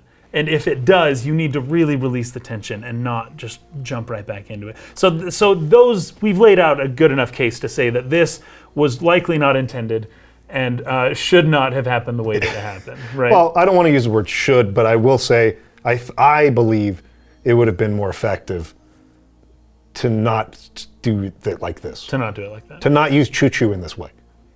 This is part of the reason that Chu-Chu is such a divisive character. There are people who really hate this character, and others are like, they just actively defend Chu-Chu. No, Chu-Chu did nothing wrong. Like, blah, blah. The reason that there is this kind of disconnect, I don't think it's just because people are being overly harsh or whatever. Yeah. It's because it is a really, really wide swing in tone. That it feels wrong or out of place to a lot of people.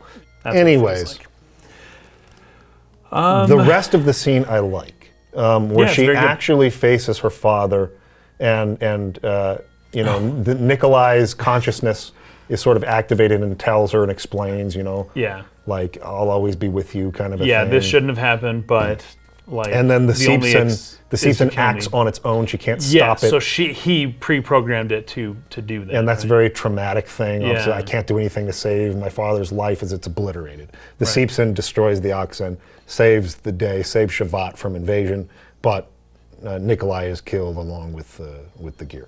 Yes, which is sad. One of the things that Maria says when she gets into the Seepson, she says Sally forth. I think she says this multiple times. Oh, I don't remember that. She goes, Sally forth is her like, let's go kind of saying.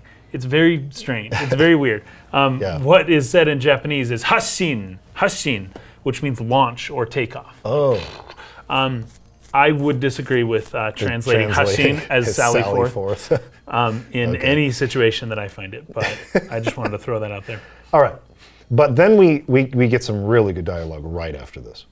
This is where they come back in and Queen Zephyr and is like, okay, we really need to do something about Solaris. Big deal.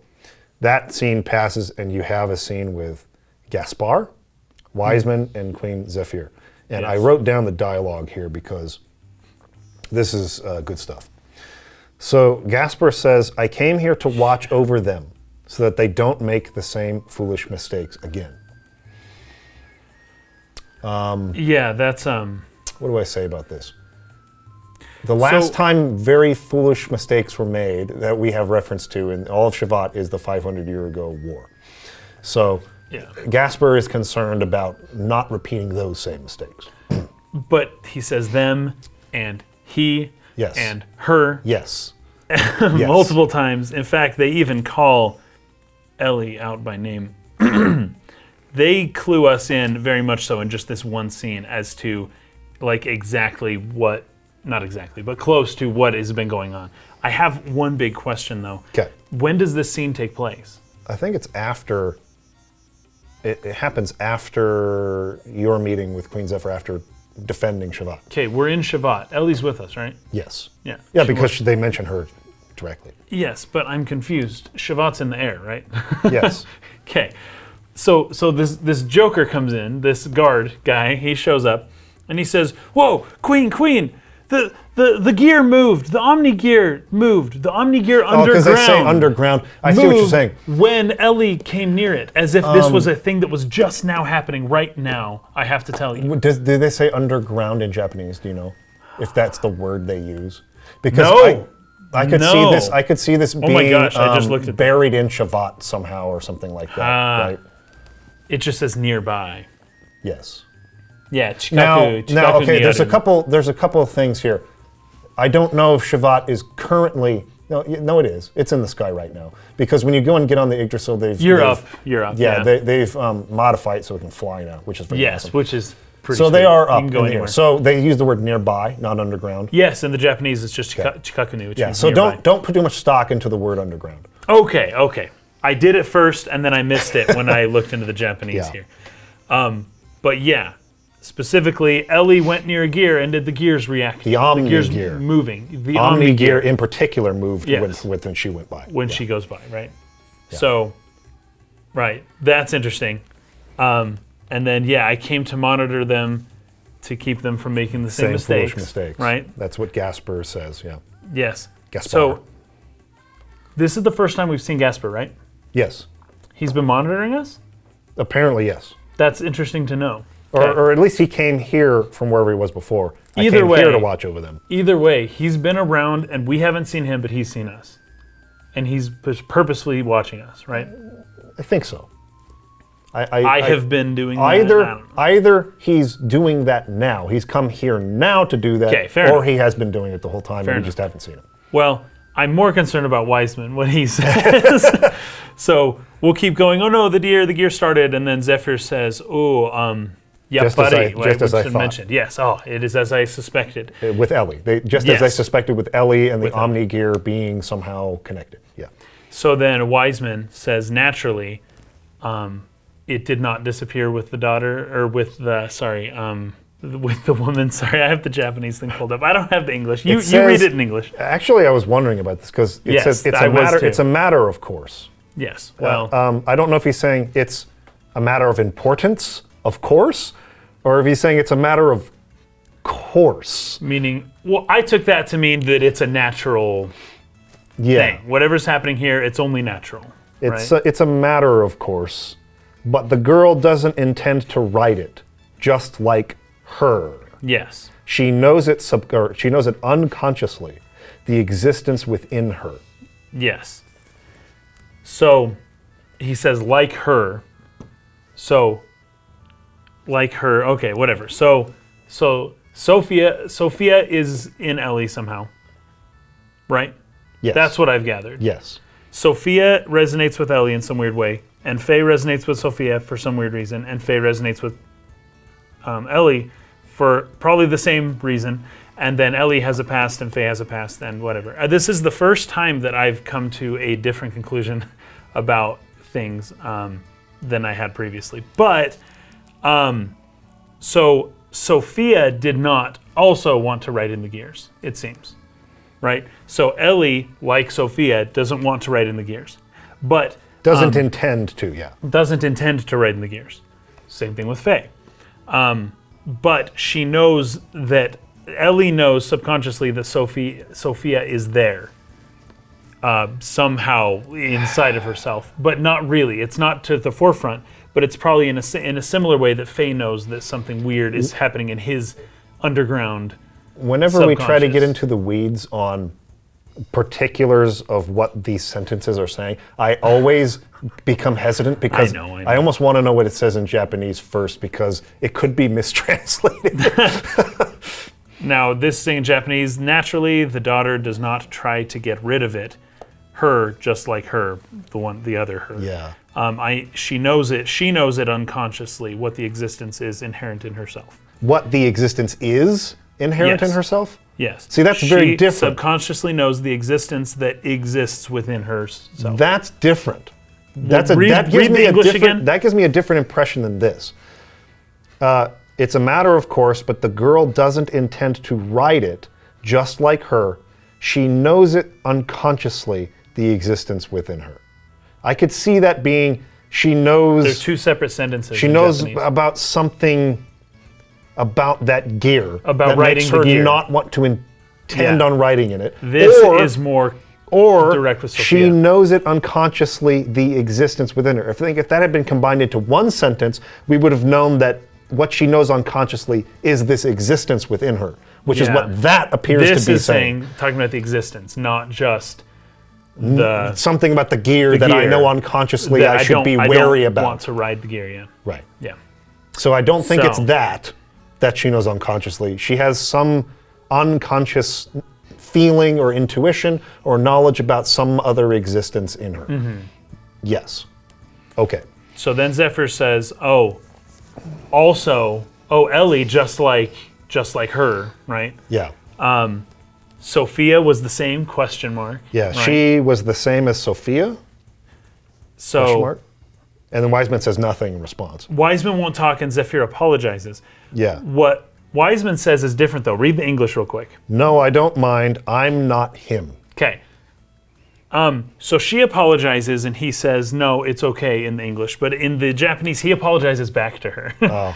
Because I think she's the queen, she's right? Like a queen. Yeah. So she says, I'm sorry, which was just sumimasen, which means excuse me. It's not really apologizing, you know. That's it's one just thing a light. I've been saying I've been reading Shogun, right? I'm getting to the end of it. Yeah. That they do all the time. Please excuse me. Yes. It almost feels like a formality yes. in this excessive politeness that they have in their language, right? It's so not, if someone says sorry, no, please excuse me. Yes, I'm the one who's at fault. Yeah. Is like the polite, formal way of talking to each other or whatever.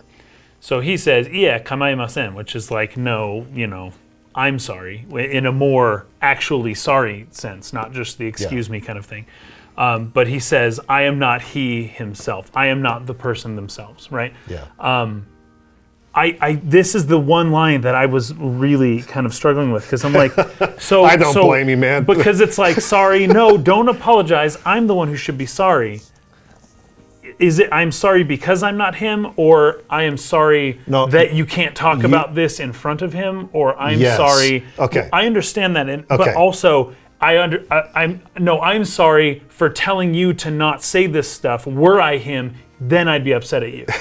Right? Okay. There's like three separate scenarios. I'll put it this way. Zephyr here is being conscious and careful about how she refers to her in front of Wiseman.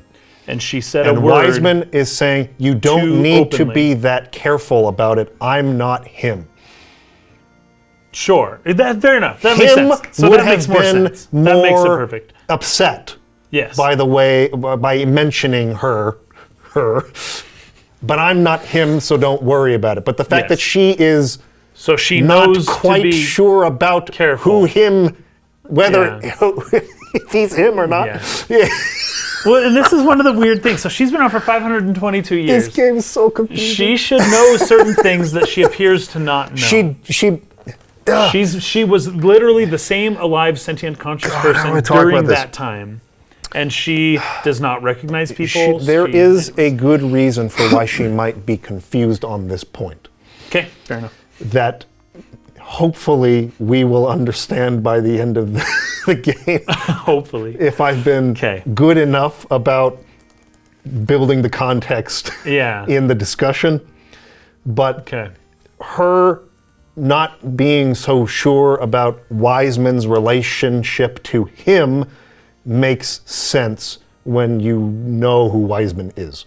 Okay, fair enough. When the mask is unveiled later, right? Okay. Because we've only seen Wiseman with a mask on so far. Yes. Right?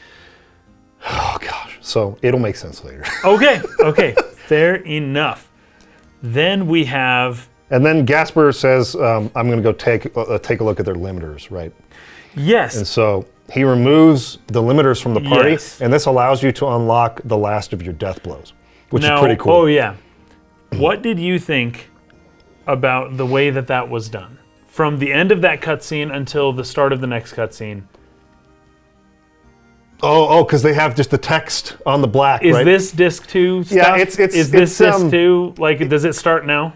I don't know if this was a result of we're low on time and we can't make those scenes, or if this was how they handled a passage of time before, and he was like, we'll just do that on disc 2. Like, I don't know, chicken or egg scenario. So which one? Yeah, which one? I could see it being that it was like, this stuff that they're explaining with the text is not necessary for us to play. No. So let's just do a little couple paragraphs that explain this passage of time, and now we're on our way. And then when the disc 2 fiasco happened, he was like, I just have to do that over and over for the whole rest of the game. For the whole game. It felt kind of funny. That's kind of where it's going. Now, throughout disc 2, does Chu-Chu continue to bogart the story like this and kind of take over and start to tell her own story? No, I don't think Chu-Chu does. I was hoping this wouldn't be a thing that would just keep happening. I don't think Chu-Chu does any of the talking or narrating of disc 2, if I remember correctly. It's mostly Faye and Ellie and Seitan, and I don't think it's Chu-Chu. Just a waste of time. At least I don't remember that. If there could be a good reason. Maybe I purged it from my memory, but I don't believe so. Because they're like, okay, and then thus Faye got his limiters removed. It does feel funny. And behold, the time hath passed. And then Chu's like, and there was much dancing and partying. And what? This is an important part of the story. And she's like their dangerous night. The Chu-Chu's like dangerous night or something like that. Yeah, it was kind of funny. Yeah, that was pretty funny. But then they say, oh, but I digress. This story's not about Chu-Chu's. It's about the hero. Okay, back to that. And then that's when you go get into my favorite part of almost any JRPG, when you get your airship for the first time. Yes, it's always so cool. Because you immediately start going back to all the places you've been to before. It's like, oh yeah, let's fly over there. It opens the whole map up. Yeah, I love the music. Although the controls were different though. You have to hold it took me a minute. I was like, triangle to move forward or something. What the heck? How do I move this thing? Yeah, it was you have funny. to hold triangle, and then I think it's it goes pretty fast up and down. Yeah. Yeah, you start going, and it's like. And they really do capture the sense of weight of the Yggdrasil. It's not like it's Final like Fantasy airships, which can really on a dime. Turn very quickly. And it's kind of like, ooh, there's like a heavy weight to it, so it takes a minute to like reorient when you're turning and up and down. Cool. It gives, they do a good job of giving the Yggdrasil a real heavy sense of weight while you're flying it. And I just love that moment. I love that moment of, I have the airship now, I can go anywhere. Let me fly around and look at all the old places. Let me see if there's anywhere I haven't found yet. Like if there's any locations that I couldn't have gotten to before. A real sense of adventure and freedom, and the world's opening up to you. I always love that moment. And I miss it. I really miss it in a lot of modern RPGs that don't have world maps constructed like this and don't have the ability to fly literally anywhere in the world. I wish it would come back more. Me too. But in any case, the mini people on a big map. That's where we stopped for this week. Well, I have some things though, because I did want to run this by you real quick about the limiters specifically. These are some of my notes that I put on, and you don't even have to answer the question. These are just the questions I have as I play the game. Okay. So, when I first heard the word limiter, I was like, oh my gosh. So I started typing some notes. Limiters, like an artificial thing that limits the potential of something. Chu had a limiter removed. do the lambs have limiters? Is that why the Solarians think that they're better than the lambs? Is because while they may look the same, the lambs have an artificial genetic limiter put on them.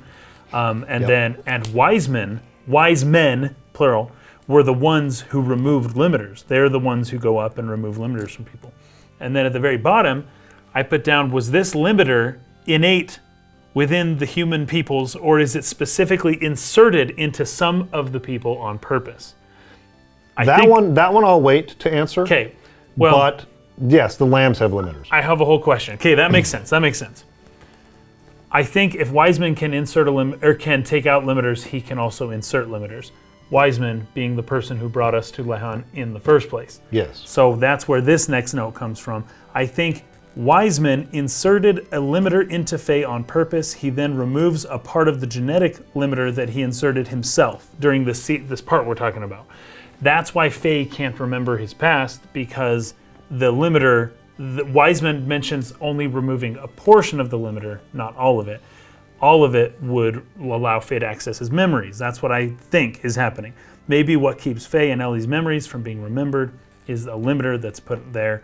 And then this is my last line. I'm not even going to look at you while I say this. Okay. I'm just going to not want to know, but this is what I'm thinking. Maybe Faye and Ellie are also 500 years old, like Zephyr. Maybe. Okay. Not looking at Mike.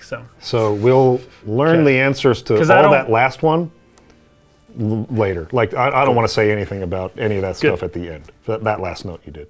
That's all stuff we'll get later. Not looking at you. Well, good, because we're done anyways. So thanks everybody for watching this podcast.